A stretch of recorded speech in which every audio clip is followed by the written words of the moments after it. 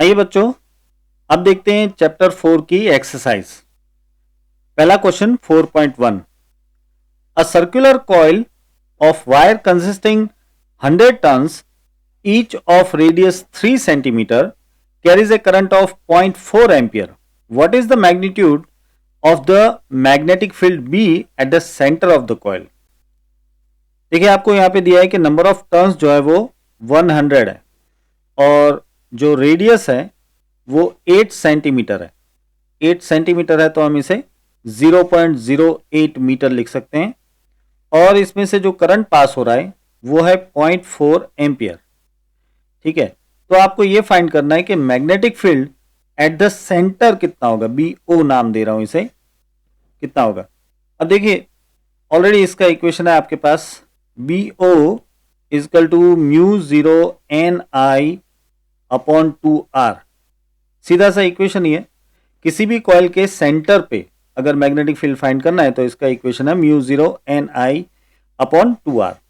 यहाँ पे म्यू 0 यानी कि 4 पाई इंटू 10⁻⁻⁷, एन यानी कि नंबर ऑफ टर्न्स आपको दे दिए 100 और करंट जो है इसमें से 0.4 एम्पियर का डिवाइड बाय 2R। आर की वैल्यू है 0.08। इसे आप सॉल्व करोगे तो बच्चों ये मिल जाएगा आपको 3.14 इंटू 10⁻⁻4 टेस्ला, या फिर आप ऐसा भी लिख सकते हो पाई इंटू 10⁻⁻4 टेस्ला। ये हो जाता है मैग्नेटिक फील्ड B0 यानी कि कॉइल के सेंटर पे जो मैग्नेटिक फील्ड है वो।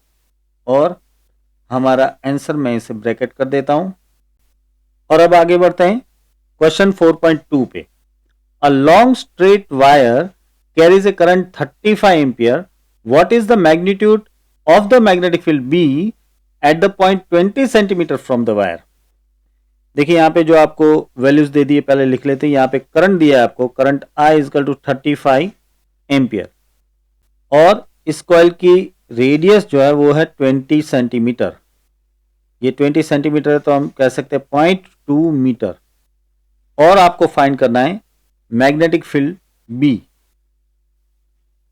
चलिए, अब आपको पता है कि किसी भी वायर के, स्ट्रेट वायर के आसपास आर डिस्टेंस पे जो मैग्नेटिक फील्ड होता है उसका इक्वेशन क्या है।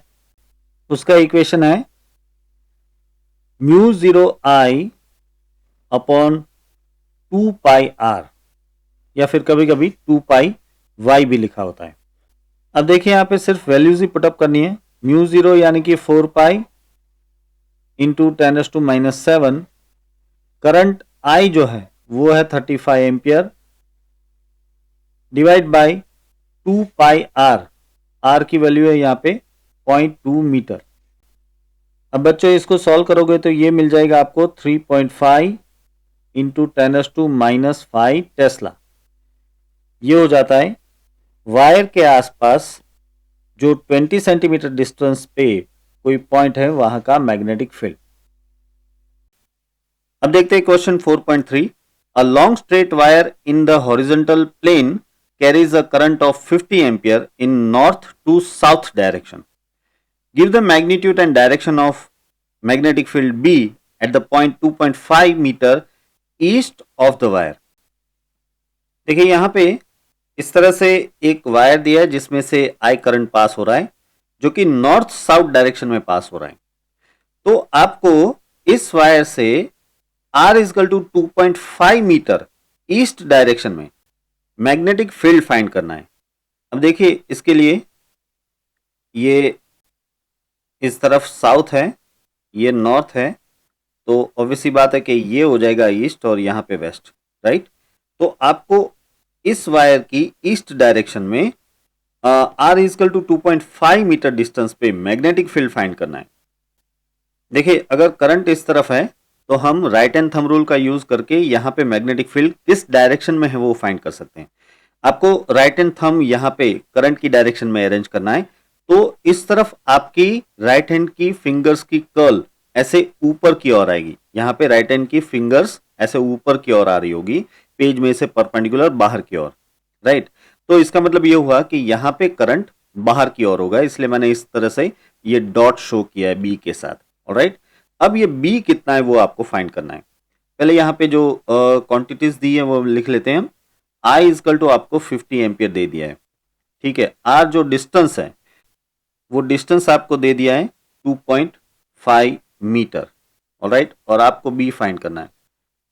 बड़ा आसान सा क्वेश्चन है, आप जानते हो कि यहाँ पे बी का इक्वेशन क्या लगेगा, B is equal to mu zero I upon 2 pi R, जहां पे आर जो है डिस्टेंस है। अब इसमें वैल्यूज पुटअप कर दीजिए, 4 पाई इंटू 10⁻⁷ और जो करंट है वो है 50 एम्पियर डिवाइड बाई 2 पाई और आर की वैल्यू है 2.5, यानी कि ये मिल जाएगा आपको 4 इंटू 10⁻⁶ टेस्ला। इतना मैग्नेटिक फील्ड यहाँ पे प्रोड्यूस हो रहा है। और साथ ही साथ इसकी डायरेक्शन भी लिख लेते हैं। ये डायरेक्शन किस तरफ होगी, ये होगी normal to the page and outside, outside of the page, है ना। ये यहाँ पे magnetic field normal to the page है, यानी कि इस पेज के परपेंडिकुलर बाहर की ओर है, राइट। तो normal to the page and outside of the page. अब देखिए question 4.4, a horizontal overhead power line carries a current of 90 ampere in east to west direction. What is the magnitude and direction of the magnetic field due to this current below the line? देखिए इसको इस figure से मैं समझाता हूं। देखिए ये है दो वायर्स के टावर, ठीक है, पावर लाइन के जो टावर्स होते हैं वो, और वहां से ये पावर लाइन ऐसे पास हो रही है और इसमें से current east to west direction में जा रहा है, ऐसा आपको कहा है, ठीक है। तो आपको ये फाइंड करना है कि यहां पे below the line magnetic field किस डायरेक्शन में होगा और कितना होगा। अब सबसे पहले तो ये समझ लेते हैं कि यहां पे मैग्नेटिक फील्ड किस डायरेक्शन में होगा। देखिए अगर आप राइट हैंड थंब रूल का यूज करें तो आपको थंब को इस डायरेक्शन में यानी कि करंट की डायरेक्शन में अरेंज करना होता है, और आपके राइट हैंड की फिंगर्स की जो कर्ल है वो ऐसे आ रही होगी, ऐसे आप देखिए ऐसे आ रही होगी।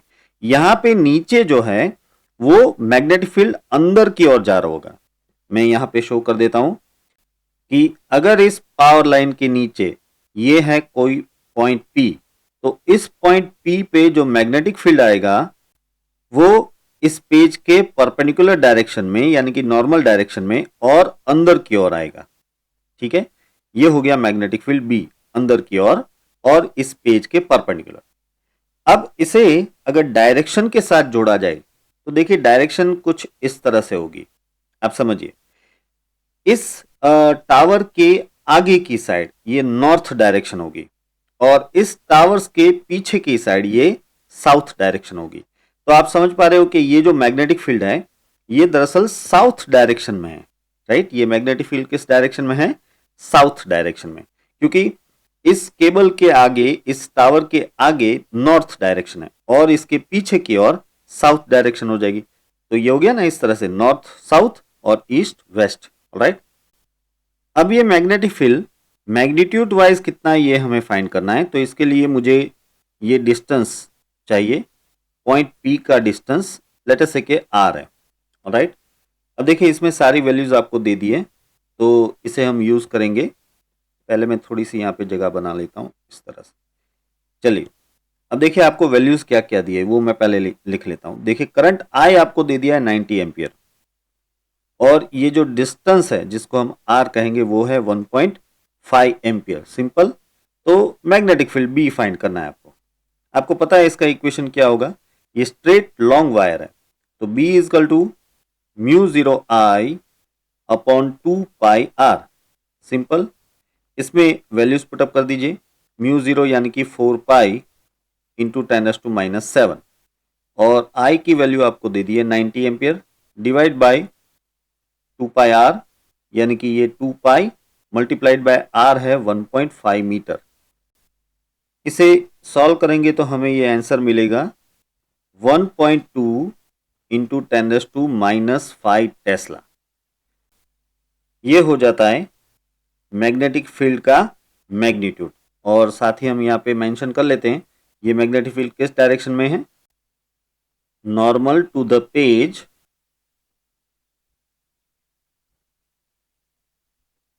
Normal to the page and in south direction.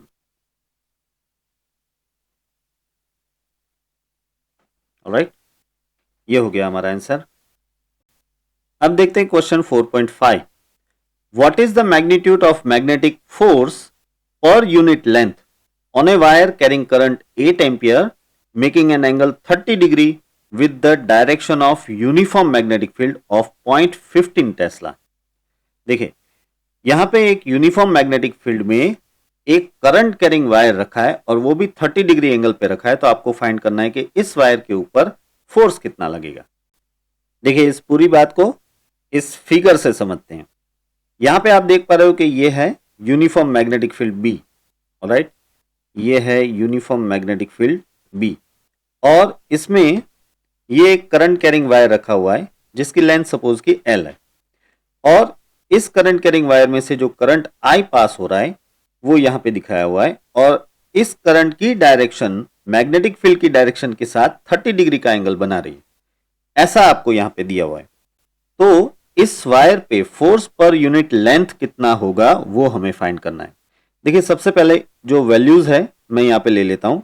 Current I आपको दिया हुआ है 8 एम्पियर और मैग्नेटिक फील्ड बी जो है वो है 0.15 टेस्ला, ठीक है, और एंगल थीटा यानी कि 30 डिग्री आपको दिया है। अब आपको पता है कि ऐसे केस में जो फोर्स लगता है उसका इक्वेशन है F is equal to I L B sine theta, याद है। अब इससे फोर्स मिलता है, लेकिन अगर मैं F अपॉन एल ले लूं तो ये फोर्स पर यूनिट लेंथ हो जाएगा, तो ये हो जाएगा आई बी साइन थीटा यानी कि यहां पे साइन 30। बस अब वैल्यूज पुटअप कर दीजिए। आपके पास आई की वैल्यू है 8 एम्पियर, मैग्नेटिक फील्ड है 0.15 और ये साइन 30 हो जाएगा 0.5। अब इसे सॉल्व कीजिए तो आपको ये फोर्स पर यूनिट लेंथ यानी कि F अपॉन एल मिल जाएगा सिंपली 0.6 न्यूटन पर मीटर, है ना। ये न्यूटन पर मीटर मिलेगा because it is force per unit length. तो ये आ गया आपका आंसर। चलिए अब देखते हैं question 4.6। A 3 centimeter wire carrying a current of 10 ampere is placed inside a solenoid perpendicular to its axis. The magnetic field inside the solenoid is given to be 0.27 Tesla. What is the magnetic force on the wire? अब देखिए यहां पे एक अलग चीज दी है आपको। Solenoid के अंदर एक करंट कैरिंग वायर रख के दिया है, ठीक है। तो आपको इस करंट कैरिंग वायर के ऊपर लगने वाला फोर्स फाइंड करना है। वैसे ये क्वेश्चन पिछले क्वेश्चन जैसा ही होता है क्योंकि सोलोनॉइड के अंदर जो है मैग्नेटिक फील्ड यूनिफॉर्म होता है, राइट। और आपको यहाँ पे कहा है कि जो वायर अंदर रखा है वो perpendicular to the axis of solenoid है। अब एक्सिस की डायरेक्शन में ही मैग्नेटिक फील्ड होता है। सोलोनॉइड में जो मैग्नेटिक फील्ड होता है वो एक्सिस की डायरेक्शन में होता है और ये करंट कैरिंग वायर जो है वो आपने प्लेस किया हुआ है परपेंडिकुलर टू द एक्सिस यानी कि मैग्नेटिक फील्ड के परपेंडिकुलर प्लेस किया हुआ है। तो इसमें आपको मैग्नेटिक फोर्स फाइंड करना है। तो पिछले क्वेश्चन की तरह ही आपको F is equal to I L B sine theta यहां पे यूज करना पड़ेगा। आ रही बात समझ में? देखिए इस फिगर के साथ समझते हैं। यहां पे ये है एक सोलोनॉइड, राइट, और इसमें से करंट पास हो रहा है तो मैग्नेटिक फील्ड इस तरह से प्रोड्यूस हो रहा है। आपको पता है कि यूनिफॉर्म मैग्नेटिक फील्ड प्रोड्यूस होगा। आप देख पा रहे हो कि ये मैग्नेटिक फील्ड एक्सिस की डायरेक्शन में है, ठीक है। ये हो गई ब्लैक कलर से जो दिखाई है वो एक्सिस। अब इस एक्सिस के परपेंडिकुलर ऐसे एक करंट कैरिंग वायर रखा है जिसमें से आई करंट पास हो रहा है 90 डिग्री पे। तो इसके ऊपर जो फोर्स लगेगा वो आपको फाइंड करना है। चलिए आसान है। यहां पे पहले तो मैं लिख लेता हूं कि करंट आई आपको दे दिया है 10 एम्पियर, सही है। अब इसमें जो मैग्नेटिक फील्ड प्रोड्यूस हो रहा है वो है 0.27 टेस्ला। वायर की लेंथ दी है आपको 3 सेंटीमीटर यानी कि 0.03 मीटर। ठीक है, और आपको फाइंड करना है कि इस वायर के ऊपर फोर्स कितना लगेगा। अब देखिए यहाँ पे फोर्स का इक्वेशन आपको पता ही है कि F is equal to I L B sine theta आएगा। साइन थीटा में यहाँ पे थीटा इजकल टू 90 लेना है आपको। तो ऐसे में साइन 91 हो जाएगा और बाकी वैल्यूज पुटअप कर देते हैं। तो ये आई है 10 एम्पियर, लेंथ है 0.03 मीटर और मैग्नेटिक फील्ड दिया है 0.27, साइन 90 यानी कि 1। तो इसे सॉल्व करके हमें मिलेगा 8.1 इंटू 10⁻⁻² न्यूटन। ये फोर्स है इसलिए ऑब्वियसली यूनिट आएगा इसका न्यूटन। तो ये हो गया हमारा आंसर। अच्छा, ये फोर्स किस डायरेक्शन में होगा ये सोचिए आप। देखिए इसके लिए आपको ये इक्वेशन यूज करना पड़ेगा, F is equal to I L cross B, right. अब यहां पे देखिए आप, ये आई एल जो है वो ऐसे ऊपर की ओर है, तो आपको राइट हैंड की फर्स्ट फिंगर यहां पे लेनी है और बी जो है मैग्नेटिक फील्ड वो इस तरफ है, यानी कि आपको जो सेकंड फिंगर है वो इस डायरेक्शन में लेनी है। तो ऐसे अरेंज कीजिए तो आप देख पाओगे कि राइट हैंड थंब जो है वो ऐसे अंदर की ओर आ रहा है, राइट। यानी कि यहां पे इस वायर को जो फोर्स लगेगा वो फोर्स ऐसे पेज के परपेंडिकुलर और अंदर की ओर लगेगा, ऐसे अंदर की ओर लगेगा। ठीक है, तो यहां पे हम लिख सकते हैं कि the force will be normal to the page and will be inside.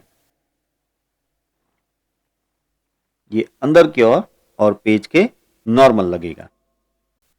अब देखिए question 4.7, two long and parallel straight wire A and B carrying currents of 8 ampere and 5 ampere in the same direction are separated by a distance of 4 centimeter.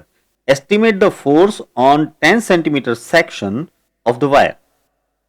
इस बात को इस figure से समझते हैं। देखिए यहां पे ये है दो करंट कैरिंग वायर A और B। मानिए कि इसमें से जो करंट पास हो रहा है वो है I1 और इसमें से करंट पास हो रहा है वो है I2। अब यहां पे इन दोनों के बीच में कुछ फोर्स लगेगा, इन दोनों के बीच का डिस्टेंस आपको D दे दिया है। तो आपको ये फाइंड करना है कि 10 सेंटीमीटर के सेक्शन में इन दोनों वायर में कितना फोर्स लगेगा। देखिए यहां पे मैंने ये एक सेक्शन ले लिया है जिसके बीच का डिस्टेंस है L यानी कि 10 सेंटीमीटर। ऑलराइट, तो ये 10 सेंटीमीटर का सेक्शन हो गया। तो इस सेक्शन में इन दोनों वायर को कितना फोर्स लगेगा। यहां पे आपको ये भी दिया है कि करंट जो है दोनों सेम डायरेक्शन में, इसलिए ये सेम डायरेक्शन में करंट है तो आपको पता होगा कि इसमें जो फोर्स लगेगा वो अट्रैक्टिव फोर्स होगा, राइट। मैं यहां पे जस्ट शो कर देता हूं कि जो फोर्स लगेगा वो ऐसे अट्रैक्टिव फोर्स होगा। दोनों का फोर्स मैं अंदर की ओर दिखा रहा हूं, सेम अमाउंट होती है, आपको पता होगा फोर्स सेम अमाउंट होगी, तो ये फोर्स अट्रैक्टिव फोर्स है। चलिए अब इसे फाइंड करने से पहले मैं ले लेता हूं यहां पे करंट I1 जो कि आपको दिया है 8 एम्पियर, करंट I2 जो कि आपको दिया है 5 एम्पियर और दोनों वायर के बीच का जो डिस्टेंस है वो डिस्टेंस है 4 सेंटीमीटर, यानी कि आप लिख सकते हो यहाँ पे 0.04 मीटर, राइट। और आपको जिस सेक्शन में ये फोर्स फाइंड करना है उसका डिस्टेंस L मैंने लिखा है यहाँ पे, वो है 10 सेंटीमीटर। ऑलराइट, तो 10 सेंटीमीटर यानी कि 0.1 मीटर। चलिए यहां पे आपको पता है कि फोर्स का इक्वेशन क्या होता है, F is equal to mu 0 I1 I2L upon 2 pi D। देखिए ये इक्वेशन आपको याद होना चाहिए। दो करंट कैरिंग वायर जिसका करंट है I1 I2, उसकी L लेंथ में लगने वाला फोर्स, जहां पे दोनों वायर के बीच का डिस्टेंस है D, तो उसकी L लेंथ में लगने वाला ये फोर्स हो गया। तो हमें जो फाइंड करना है वो यही फोर्स है, तो इसमें वैल्यूज पुटअप कर देते हैं। देखिए म्यू 0 यानी कि 4 पाई इंटू 10⁻⁻7 हो जाएगा। I1 ये आपको 8 एम्पियर दिया है, I2 यानी कि आपको 5 एम्पियर दिया है, लेंथ ये है 0.1 मीटर, डिवाइड बाय यहां पे 2 पाई इंटू D डी यानी कि 0.04। इसे सॉल्व कर लीजिए तो आपको ये 10 सेंटीमीटर की लेंथ वाले सेक्शन में लगने वाला फोर्स मिल जाएगा 2 इंटू 10⁻⁵ टेस्ला, राइट। और याद रहे कि ये फोर्स कैसा है, एट्रैक्टिव। ये फोर्स है एट्रैक्टिव टाइप का, यानी कि ये फोर्स दोनों वायर को अंदर की ओर खींचेगा। तो ये हो गया हमारा आंसर 2 इंटू 10⁻⁵ टेस्ला। अब देखते हैं question 4.8। A closely wound solenoid 80 centimetre long has 5 layers of winding of 400 turns each. The diameter of the solenoid is 1.8 centimeter. If the current carried is 8 ampere, estimate the magnetic field or say magnitude of magnetic field B inside the solenoid near its center. देखिए यहां पे आपको एक solenoid दिया है जिसकी length है 80 centimetre और इसमें वायर के जो वाइंडिंग्स है उसके 5 लेयर है। आप समझ रहे हो? देखिए जिस तरह से फिरकी में धागे के लेयर बाय लेयर होते हैं उसी तरह से यहां पे वायर के लेयर्स लिए गए हैं। समझ रहे हो आप फिरकी में पहले लेफ्ट टू राइट धागे का एक लेयर बना लेते हो, फिर वापस राइट टू लेफ्ट दूसरा लेयर बनाते हो, फिर तीसरा लेयर बनाते हो। ऐसे यहां पे वायर के लेयर्स बनाने और वो 5 लेयर्स हैं, राइट। और हर एक लेयर में टोटल 400 टर्न्स हैं। इसका डायमीटर डी आपको 1.8 सेंटीमीटर दिया है और जो करंट पास हो रहा है वो है 8 एम्पियर। तो आपको इसके अंदर ऑलमोस्ट सेंटर के आसपास मैग्नेटिक फील्ड फाइंड करना है। देखिए पहले तो यहां समझ लेते हैं कि इसकी लेंथ जो है वो 80 सेंटीमीटर है, ऑलराइट। और जो डायमीटर दिया है वो है कितना, 1.8 सेंटीमीटर। तो इसका मतलब ये हुआ कि जो रेडियस होगी वो हो जाएगी 0.9 सेंटीमीटर। तो सबसे पहले इंपॉर्टेंट बात आपको ये मिल रही है कि यहां पे length is very greater than radius, right. मैं लिख देता हूं here length L is very greater than the radius R. So it's a long solenoid.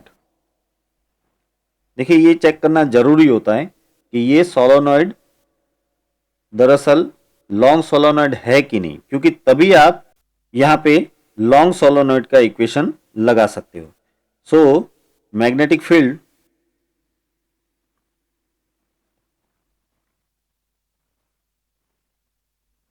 of long solenoid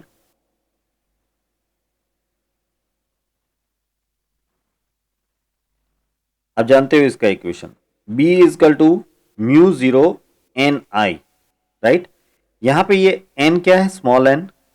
it is number of turns per unit length, यानी कि आप इसे लिख सकते हो number of turns n per unit length L, right. और ये हो गया I। अब यहां पे नंबर ऑफ टर्न्स कितने हो जाएंगे, सोचिए। Number of turns n will be equal to 400 multiplied by 5 यानी कि 2000। ये बात समझ में आ रही है? यहां पे टोटल 5 लेयर है और हर एक लेयर में 400 टर्न्स है, तो टोटल टर्न्स कितने हो गए, 2000 हो गए। अब सिर्फ वैल्यूज पुट अप करनी है आपको। देखिए म्यू 0 यानी कि 4 pi into 10⁻⁻7 multiplied by number of turns हो गए 2000। और करंट I जो है मैंने यहां पे लिखा नहीं है, लिख देता हूं। करंट I है 8 एम्पियर, तो यहां पे डाल देते हैं हम 8 ampere divide by total length है 80 सेंटीमीटर यानी कि 0.8 मीटर। अब इसे सॉल्व कर लीजिए आप, तो आपको मैग्नेटिक फील्ड मिल जाएगा 8 पाई इंटू 10⁻³ टेस्ला। ये हो गया हमारा आंसर। आपको मैग्नेटिक फील्ड फाइंड करना था सोलोनॉइड के अंदर, तो ये मिल रहा है आपको 8 पाई इंटू 10⁻³ टेस्ला। ये अप्रोक्सीमेटली 2.5 इंटू 10⁻² टेस्ला जितना हो जाएगा, ठीक है। आइए अब देखते हैं question 4.9। A square coil of side 10 centimetre consist of 20 turns and carries a current of 12 ampere. the coil is suspended vertically and the normal to the plane of the coil makes an angle 30 degree with the direction of uniform horizontal magnetic field of magnitude 0.8 Tesla. What is the magnitude of torque experienced by the coil? देखिए यहां पे एक uniform magnetic field में एक square coil को suspend किया हुआ है, उसको लटकाया हुआ है। ठीक है, इस तरह से लटकाया हुआ है ताकि कॉइल का जो नॉर्मल है वो मैग्नेटिक फील्ड के साथ 30 डिग्री का एंगल बनाए। आपको याद होगा कि कॉइल का नॉर्मल यानी कॉइल का एरिया वेक्टर, वेक्टर ए, वो मैग्नेटिक फील्ड बी के साथ 30 डिग्री का एंगल बना रहा है। इसे इस फिगर से समझते हैं। देखिए ये है एक कॉइल, स्क्वायर कॉइल, ठीक है, और इसे इसी तरह से सस्पेंड किया हुआ है और ये है यूनिफॉर्म मैग्नेटिक फील्ड जिसमें इस कॉइल का जो एरिया वेक्टर, ये देखिए ये इसका एरिया वेक्टर है। हमेशा आपको पता होगा कि एरिया वेक्टर जो है वो खुद कॉइल के प्लेन के परपेंडिकुलर होता है, उसके नॉर्मल होता है। तो इसी के बारे में यहां पे कहा है कि the normal to the plane of the coil makes an angle 30 degree with the direction of uniform horizontal magnetic field. तो ये जो नॉर्मल है वही एरिया वेक्टर होता है और वो मैग्नेटिक फील्ड के साथ आप देख पा रहे हो कि 30 डिग्री का एंगल बना रहा है। तो आपको फाइंड करना है कि इसमें टॉर्क कितना लगेगा। देखिए पहले वैल्यूज जो दिए वो ले लेते हैं। यहां पे मैं एरिया फाइंड कर सकता हूं एल स्क्वायर से, और एल स्क्वायर यानी कि 10 सेंटीमीटर का स्क्वायर, राइट, यानी कि ये हो जाएगा 100 सेंटीमीटर स्क्वायर। आप कह सकते हो कि 0.01 मीटर स्क्वायर एरिया मिल गया आपको। नंबर ऑफ टर्न्स जो है वो है 20 और इसमें से करंट पास हो रहा है कितना, ये हो रहा है 12 एम्पियर का करंट, और थीटा एंगल आपको दे दिया है 30 डिग्री, और मैग्नेटिक फील्ड जो है वो है यहां पे 0.8 टेस्ला। अब इतना देने के बाद आपको पूछा है कि टॉर्क कितना है। अब भाई यहाँ पे टॉर्क का तो रेडी इक्वेशन ही है, torque tau is equal to n I A B sine theta. आपको याद होगा ये साइन 30 है यहाँ पे। अब बस वैल्यूज पुटअप कर दीजिए। एन यानी कि नंबर ऑफ टर्न्स 20, करंट है 12 एम्पियर, एरिया है 0.01 और बी की वैल्यू आपको दे दी है 0.8, साइन 30 यानी कि 1/2। इसे सॉल्व कर लेते हैं हम, तो हमें टॉर्क मिल जाएगा 0.96 न्यूटन मीटर। टॉर्क है तो ऑब्वियसली आपको लेना पड़ेगा यूनिट न्यूटन मीटर। ये है हमारा आंसर। तो बच्चों इसी के साथ ये लेक्चर हम यहाँ पे समाप्त करते हैं। आशा है कि आपको ये सारे क्वेश्चन समझ में आए होंगे। इसके क्वेश्चन आंसर्स की पीडीएफ की लिंक मैंने डिस्क्रिप्शन में रख दी है, जिसमें से आप ये सारे न्यूमेरिकल उसके आंसर के साथ डाउनलोड करके लिख सकते हो। ठीक है, so here with Anshun Baldania signing off, take care.